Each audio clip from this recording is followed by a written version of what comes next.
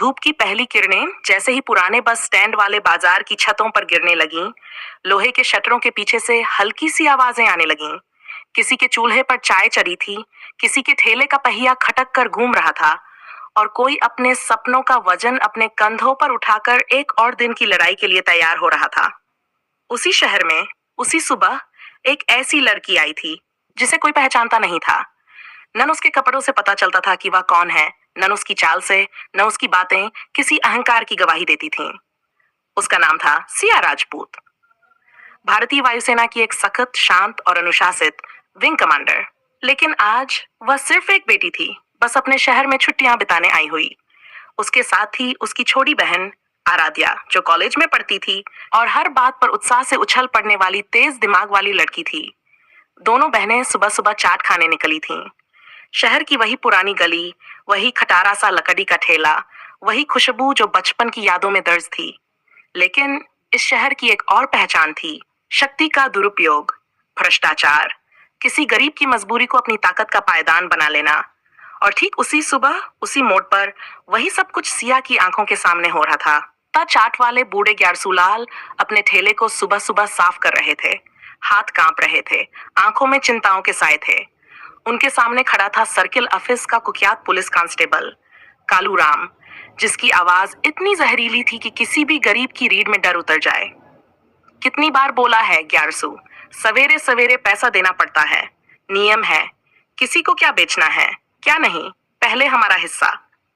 ग्यारसूलाल कांपते हुए बोले, साहब अभी सुबह सुबह क्या बिकेगा, दोपहर को लोग आएंगे, फिर जैसे रोज देते आए हैं दे दूंगा साहब, कृपा करके गाली मत दो, परेशान मत करो साहब। इसके पहले कि वह बात पूरी करते, कांस्टेबल कालूराम ने उसकी गर्दन पकड़ ली। साले हमें पड़ा रहा है, तू देगा जब हम कहेंगे, और कम बोला कर वरना ठेला उठवा दूंगा, समझा। यह दृश्य देखकर सिया रुक गई। आराध्या की आंखों में गुस्सा भड़क उठा, लेकिन सिया ने हाथ पकड़कर उसे शांत किया और खुद आगे बढ़ी। दिशिदा पहली टक्कर, सिया शांत आवाज में बोली, एक गरीब आदमी को डराते हुए आपको शर्म नहीं आती? वह कह रहा है कि जब बिकेगा तो दे देगा। वैसे भी आपको लेना ही नहीं चाहिए, आपका काम सुरक्षा करना है, वसूली नहीं। ये सुनकर कालूराम का चेहरा लाल पड़ गया। उसे इस बात की आदत नहीं थी कि कोई भी नागरिक उससे ऊंची आवाज में बोले, और यहाँ तो एक लड़की। ओ ये तू बहुत बोलने लगी है क्या? कहाँ से आई है तू? कौन है तू? कौन सा थाना तेरा बाप चलाता है? फिर उसने घिनौनी निगाहों से दोनों बहनों को देखा और बेहद हदर टिप्पणी कर दी। आराध्या सहर उठी। ग्यारसूलाल डर के मारे सिर झुकाकर खड़े रहे, लेकिन सिया की आवाज अब पत्थर की तरह सख्त हो चुकी थी। अपना परिचय लिखकर नहीं, कर्मों से दिया जाता है। पर आपके लिए मैं बता देती हूँ, मैं विंग कमांडर सिया राजपूत, भारतीय वायुसेना। आप जिस तरह की भाषा और व्यवहार कर रहे हैं, उसकी रिपोर्ट मैं ऊपर तक भेजूंगी। आपके करियर में इससे काला धब्बा लगेगा। लोग इकट्ठे होने लगे थे, किसी की आंख में आश्चर्य, किसी की उम्मीद, किसी की खुशी कि कोई तो इन भ्रष्टों से भिड़ा। लेकिन कालूराम को यह सब झूठ लगा। उसे लगा ये कोई दिखावा कर रही है। उसने अपने साथ खड़े हवलदार से कहा, पकड़ इन्हें, दोनों को उठाकर जीप में डाल, दिखाएंगे हम कौन विंग कमांडर है। सिया ने समझाने की बहुत कोशिश की, आप गैर कानूनी काम कर रहे हैं, आपको गिरफ्तारी का अधिकार नहीं, ये सीधा सीधा दुरुपयोग है। लेकिन भ्रष्ट आदमी जब सत्ता का नशा चरा ले तो कानून उसके लिए मजाक बन जाता है। लोग बेबस खड़े देखते रहे, कोई आगे नहीं आया, सिर्फ कानाफूसियां होती रहीं। हवलदार ने दोनों बहनों को खींचकर जीप में डाला। आराध्या रो पड़ी, दीदी ये लोग हमारे साथ कैसे कर सकते हैं? सिया ने उसका हाथ पकड़ा, डरो मत, सच को जितना दबाया जाता है वह उतनी ताकत से सामने आता है। लेकिन उस वक्त उनकी बात कोई सुनने वाला नहीं था। जेल में डालते हुए हवलदार बोला, बहुत उड़ रही थी ना, अब बोल कौन सी कमांडर है तू? पर वहीं दूसरी तरफ चुपचाप खड़ा एक लड़का सारा घटनाक्रम रिकॉर्ड कर रहा था। उसका नाम था नक्श मल्होत्रा, एक फ्रीलांस रिपोर्टर जो समाचार पत्रों से लेकर सोशल मीडिया तक हर जगह सत्य को उजागर करने का शौकीन था। उसने सब कुछ रिकॉर्ड किया, कांस्टेबल की गाली, हवलदार की जबरदस्ती, ग्यारसूलाल की मजबूरी और एक बहादुर लड़की का शांत लेकिन मजबूत प्रतिरोध। रात भर उसने वीडियो एडिट किया, सबूत तैयार किए, और सुबह जैसे ही सूरज निकला उसने वीडियो हर सोशल मीडिया प्लेटफॉर्म पर डाल दिया। साथ ही अपने अखबार में एक बड़ी खबर भी छाप दी। भ्रष्ट पुलिसकर्मी ने गरीब ठेले वाले और छुट्टी पर आई लड़की को किया परेशान। लड़की निकली वायुसेना की अधिकारी। सुबह 6 बजे मुख्यमंत्री अपने बंगले में चाय पीते हुए अखबार पढ़ रहे थे। पहला पन्ना पलटा, दूसरे पर नजर गई और वह सन्न रह गए। फोटो में वही चेहरा था, वही लड़की, वही मुस्कान, वही आंखें। उन्होंने अखबार नीचे रख दिया, हाथ कांप गए और फुसफुसाए, ये मेरी बेटी है। पूरा स्टाफ हड़बड़ा गया। मुख्यमंत्री की आंखों में गुस्सा और दर्द दोनों थे। उन्होंने फौरन फोन उठाया, पूरे विभाग को लाइन में लगाओ, जिसने हाथ लगाया उसे सजा नहीं, उसे उदाहरण बनाया जाएगा। में सन्नाटा फैल गया। अखबार मेज पर पड़ा था, लेकिन अब वह अखबार सिर्फ एक कागज नहीं था, बल्कि पूरे सिस्टम के चेहरे पर तमाचा था। मुख्यमंत्री आदित्य राजपूत ने धीरे से कुर्सी की बाना पकड़कर उठना चाहा, पर कदम लड़खड़ा गए। बाहर मौजूद सचिव और सुरक्षाकर्मी समझ नहीं पा रहे थे कि मामला क्या है। एसएसपी को फौरन लाइन पर लगाओ। उनकी आवाज कांप रही थी, लेकिन गुस्से से भरी थी। सीएम हाउस के अंदर उनकी पत्नी अभिलाषा राजपूत मंदिर में दिया जला रही थीं। उन्हें पता भी नहीं था कि उनकी बेटी किस हाल में रात गुजार रही है। कभी जिस बेटी को उन्होंने दिन रात संभाल कर बड़ा किया था, जो बचपन से ही बहादुर, संतुलित और ईमानदार थी, वही बेटी आज एक थाने की बदबूदार कोठरी में एक अपराधी की तरह रात बिता चुकी थी। अचानक दरवाजा जोर से खुला। आदित्य राजपूत अंदर आए, चेहरा राख जैसा, आंखें लाल, सांसें तेज। क्या हुआ? अभिलाषा घबरा गई। आदित्य ने कांपते हाथों से वीडियो प्ले किया। धुंधली स्क्रीन पर सिया की आवाज गूंजी, मैं विंग कमांडर सिया राजपूत, आप कानून का दुरुपयोग कर रहे हैं। अभिलाषा के हाथों से पूजा की थाली छूटकर गिर गई। दिया बुझ गया। उनकी आंखें फैल गई। सिया, ये हमारी बच्ची, ये लोग इसके साथ क्या कर रहे थे? आदित्य ने, आंखें हमारी बेटी, जिसे शहर पहचान नहीं पाया और न हमने ही उसे सुरक्षा दे पाए। अभिलाषा गिरते गिरते बची। उनके मुंह से सिर्फ इतना निकला, उसे अभी इस पल निकालो वहां से। पुलिस विभाग में भूचाल। मुख्यमंत्री का फोन जाते ही सारे थानों में बिजली सी दौड़ गई। एसएसपी ने थानेदार को फौरन कॉल किया, तुमने किस अधिकार से एक वायुसेना अधिकारी को जेल में डाला? जानते हो वह कौन है?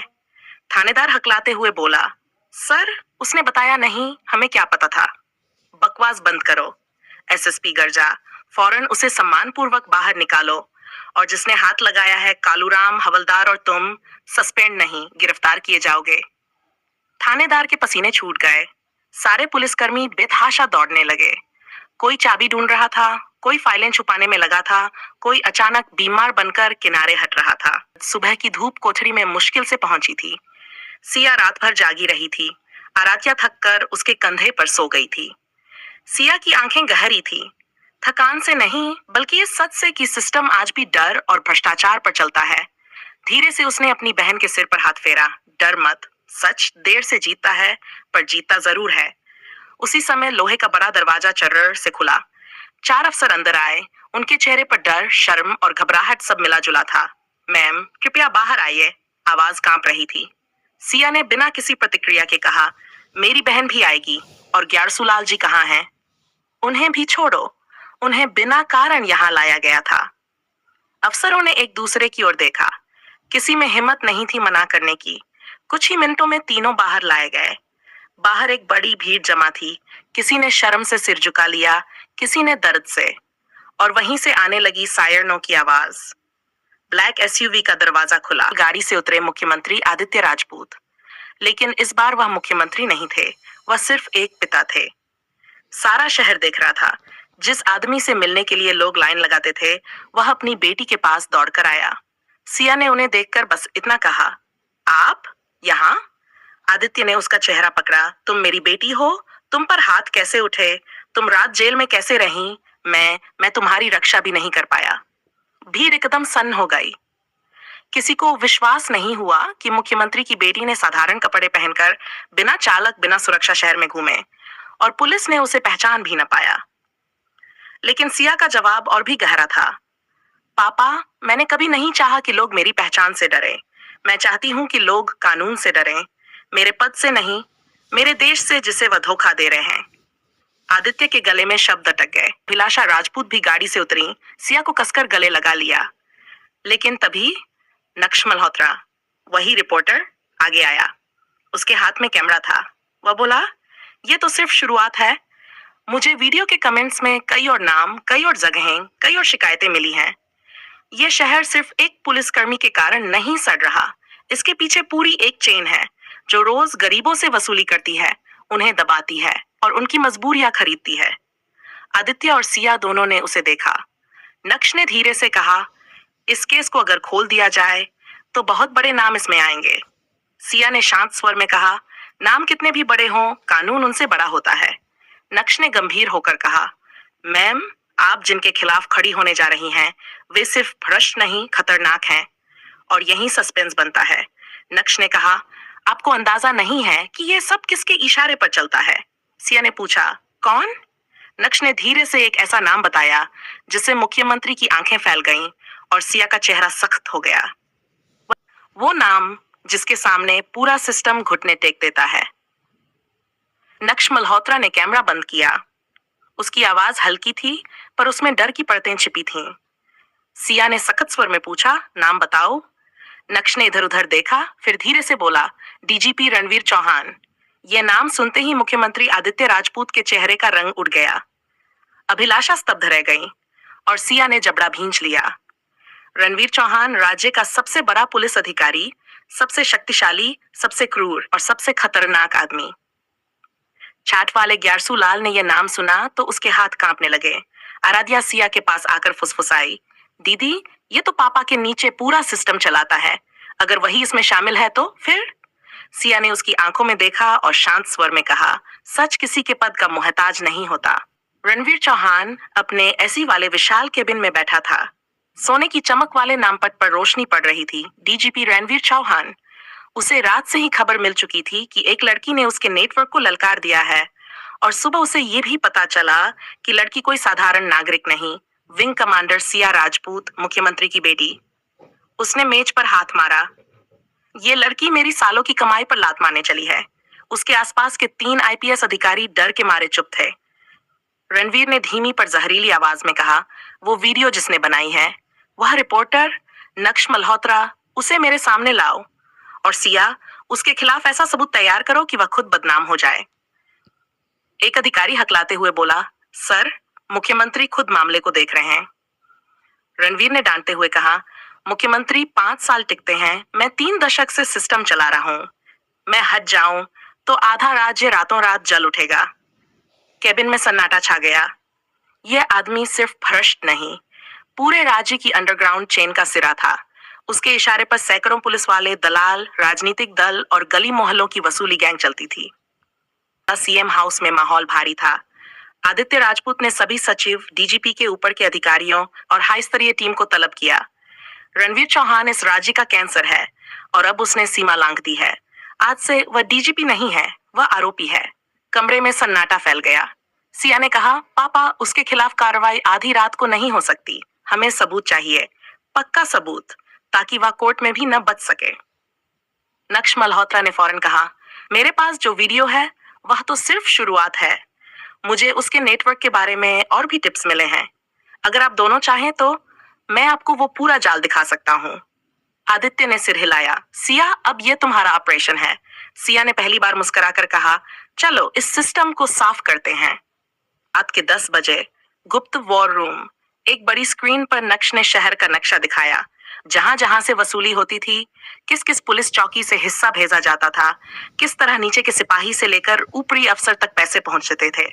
हर तीर, हर लाइन, हर एंट्री सीधे जाकर एक ही नाम पर टिकती थी, रणवीर चौहान। सीएम ने गहरी सांस ली। ये पूरा राज चलाने वाला वही है। आराध्या बोली, पर ऐसे आदमी को छूना भी खतरनाक है। सिया ने कहा, डर और अधिकार दोनों जब गलत हाथों में हो तो देश कमजोर होता है। आज ये रोकना ही होगा।